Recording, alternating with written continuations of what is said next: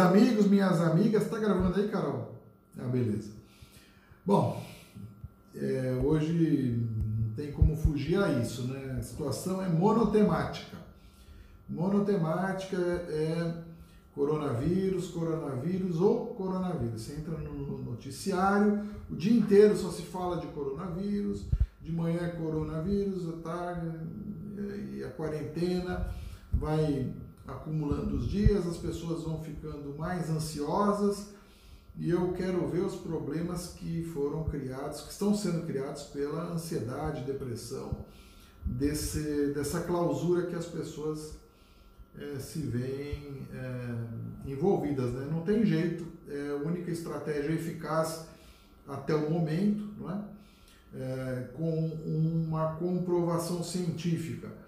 Às vezes se discute, poxa, mas eu nunca li um artigo que mostre que o isolamento horizontal ele é eficaz na redução de morte. Mas existe hoje, na medicina baseada em evidências, um princípio chamado plausibilidade extrema, que é o caso aí, né? Eu não tenho como me contaminar se eu estou em casa, a chance é muito remota, não é?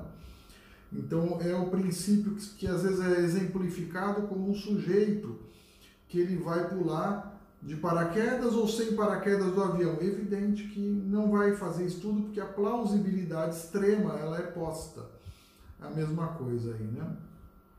Então é necessário, mesmo que não existam evidências de estudos anteriores, por que não existe? Porque a população do mundo nunca passou por essa experiência, né? Tentaram fazer agora recentemente na Turquia um certo afrouxamento nessa quarentena, fazer a tal quarentena vertical e não deu resultado, eles tiveram que voltar atrás, porque estava morrendo muita gente, houve um incremento grande de mortes. Então é necessário aí a quarentena, realmente as pessoas usarem máscara ao saírem à rua, isso é fundamental, tem vários experimentos no Oriente que demonstram que isso pode ser capaz de atenuar não apenas o coronavírus, mas gripe e outras sortes H1N1, outras formas de doenças respiratórias, né? Que, claro, por mais que a gente queira falar que o coronavírus, a Covid-19 é uma doença sistêmica, e né? Não resta dúvida que ela acomete fundamentalmente a árvore respiratória, né? Mas é sim uma doença sistêmica, aliás, como todas são. Todas podem evoluir de forma sistêmica e cabe ao médico com o conhecimento da clínica médica. Veja, um indivíduo que tem um quadro viral evolui com miocardite, né, que é a minha área aí, por isso que eu estou falando. Miocardite pode evoluir com insuficiência cardíaca. Menor o débito cardíaco, insuficiência renal. Então eu tenho que conhecer o todo, não é? Todas as doenças acabam se tornando de uma forma ou de outra, que elas sejam mais graves, sistêmicas, porque um órgão tenta compensar o outro e assim vai, né? Então essa que é a verdade, né? Novamente algumas perguntas sobre cloroquina e azitromicina. Não existem estudos que confirmem essa possibilidade no momento. Não quer dizer que você não possa usar, dada a plausibilidade da proposta, né? Você pode usar de uma forma off-label, não é isso que se recomenda em bula, né? Hoje o FDA, mesmo no Brasil, recomenda para uso em ensaios clínicos, né? Para que você comprove isso, você vai ter que comparar com o grupo placebo, grupo controle, e mostrar o intervalo de estudo é curto, porque o desfecho é curto, 1 mês mais ou menos é o tempo de morte. Então, há de se imaginar que seja possível. Num estudo feito no Amazonas, o resultado foi ruim, aumento de arritmias, como eu já havia falado aqui, que o principal efeito colateral, além da parte oftalmológica, é cardíaca, com risco de morte súbita. Isso foi demonstrado num estudo feito em Manaus, publicado ontem. Interessante, mas ainda assim creio que seja uma estratégia possível, não sou contra, né, desde que avisado o paciente dos riscos e benefícios do tratamento. Algumas perguntas têm me feito, alguns pacientes por telefone, por teleconsulta. Depois eu vou explicar um pouquinho mais essa coisa da teleconsulta. É uma estratégia que tem sido utilizada, tem lá suas vantagens e suas limitações, né, que eu vou explicar direitinho. Mas sobre hipertensão e diabetes como fatores de risco para o Covid, em termos de morte, né? Não creio que no caso da hipertensão seja tão relevante. Por quê? Primeiro, 25% da população no mundo é hipertensa. Então, 1 a cada 4. Existe uma relação linear do aumento da pressão arterial com o aumento da idade, né? Assim como a redução da pressão arterial com remédios, com redução do risco de desfechos, AVC, infarto, insuficiência renal e morte. Logo, como existe essa relação linear com idade, e a idade ela é um fator de risco para qualquer enfermidade, afinal, idosos morrem mais do que jovens em qualquer situação, num acidente de carro, numa queda de motocicleta, num infarto, num AVC, num câncer, e o idoso sempre tem pior prognóstico, isso é muito claro. Não seria diferente no Covid. E o diabetes é um pouco diferente, porque o diabetes realmente num paciente infectado, ele desregula demais o controle glicêmico, né? Dá aquela loucura lá, que sobe, vai lá para casa do chapéu, os valores glicêmicos, é difícil controlar, você tem que entrar com insulina e ficar de olho para ver se o paciente não faz coma, torna-se mais complicado, é um pouco diferente, né? A hipertensão e os doentes cardíacos, por consequência, em geral, já tem uma doença grave de base, qualquer paciente que tem uma doença grave de base, haja vista que 50% dos pacientes com insuficiência cardíaca morrem em 5 anos, a taxa de letalidade é muito maior do que do coronavírus.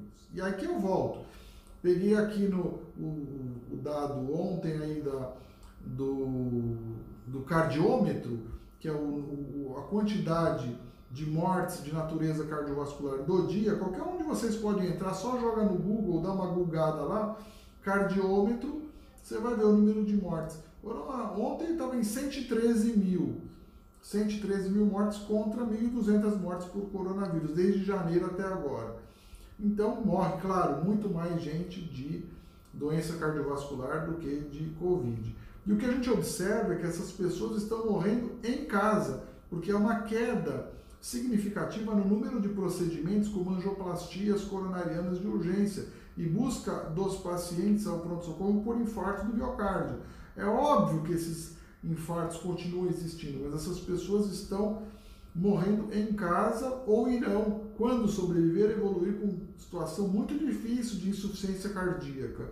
Então, nesses casos, que há um desconforto respiratório, dor no peito, desconforto, falta de ar, palpitações, desconforto, dor nas costas, não hesite em buscar ajuda, ainda que seja em consultório médico, ainda que seja em teleconsulta, mas não hesite em buscar ajuda. Não fique esperando em casa porque o risco é grande, né? Isso era um outro assunto. Outro assunto que eu queria falar é sobre... ontem o ministro Marcos Pontes deu uma declaração sobre uma nova molécula que já era antiga e que pode ser utilizada, talvez, com sucesso no caso do coronavírus. Atribui-se que ele teria uma eficácia in vitro de 94%, que é ótimo. Mas não podemos ficar tão otimistas, porque isso é uma hipótese. Vocês acham, francamente, que a indústria farmacêutica não faz isso o tempo inteiro? Ela joga lá inteligência artificial, pega moléculas que são possíveis e tal, e de cada 100 moléculas, uma dá certo. Antioxidantes in vitro, acaba com câncer, acaba com infarto, acaba com tudo. Aí vai para o mundo real, não é bem assim que a coisa cursa, né? Não reduz infarto, nada disso, né? Vitamina A, C e E, pelo menos nos ensaios que a gente conhece, que foram realizados até hoje. Então, o fato de ter um ótimo resultado in vitro, ou seja, em tubos de ensaio no laboratório, não quer dizer que a performance do remédio vai ser eficaz no mundo real. Por isso, vai ser desenhado aí um ensaio clínico randomizado, com 500 pacientes aproximadamente, que vai tentar responder essa questão. Quando comparado ao placebo, sim, é possível usar o placebo, é ético, não existe um tratamento padrão eficaz, que irá comparar então as duas formas e ao longo de aí um mês, por aí, vai ver as diferenças entre um tratamento e outro. Um mês por quê? Porque é o tempo de ocorrer o desfecho, para ver se há uma diferença estatística entre as duas abordagens. Havendo essa diferença estatística, como eu já falei no outro vídeo, há de se ver depois qual a magnitude do efeito. Todo mundo que eu trato eu curo? Bom, então acaba com a quarentena imediatamente, não faz sentido, né? Mas normalmente não é isso que ocorre, normalmente o efeito é bastante tênue. Infelizmente, eu desconheço qualquer tratamento que seja tão eficaz assim na área médica. Então, a gente, claro, ficamos animados, todo mundo tem que ficar animado, mas com certa cautela. Depois, a substituição do ministro, né, do Mandetta. Ele vinha bem, isso é inegável. Eu particularmente não sou simpático ao DEM, não gosto do partido DEM, porque ele remonta lá o PDS, PFL, Arena, não é um partido que eu simpatizo muito. Opinião política não tem nada a ver aqui com o vídeo. Mas ele vinha desempenhando bem o seu papel como ministro, líder nato ali do grupo que o segue, tem um bom controle, a equipe é muito boa, já tinha pessoas de carreira que ele chamou para ficar ao seu lado e o desempenho dele está sendo magistral, muito bom, né? A troca dele pelo Bolsonaro, pelo presidente Bolsonaro, no sentido de que vamos dar cloroquina sem evidência para todo mundo e liberar a quarentena, a meu ver, é uma coisa absurda. Absurda chega ao ponto de ser criminosa, né? Não é por aí.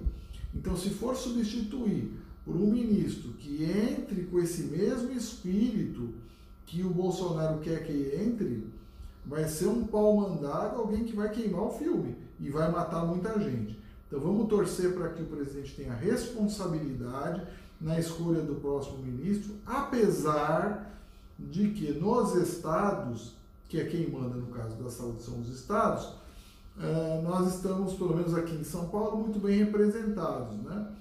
Pela equipe que está à frente aí, principalmente o Dr. Davi Wippe, né? Então, espero que essa escolha se faça por alguém qualificado. Vou indicar um nome, se for, você vai me dizer o que acha. Acho que o professor Antônio Carlos Lopes, que foi professor da sociedade, da Faculdade de Medicina, da Escola Paulista de Medicina, né, antiga, da atual Unifesp, e durante 30 anos, um dos maiores nomes, e presidente da Sociedade Brasileira de Clínica Médica, e hoje ele coordena lá o Hospital Militar do Exército aqui em São Paulo. Então é alguém que encontra-se afeito ao modus operandi militar, não é? Conhece a hierarquia e acho que seria um nome bom para o Ministério. Tá bom? Um grande abraço, até breve.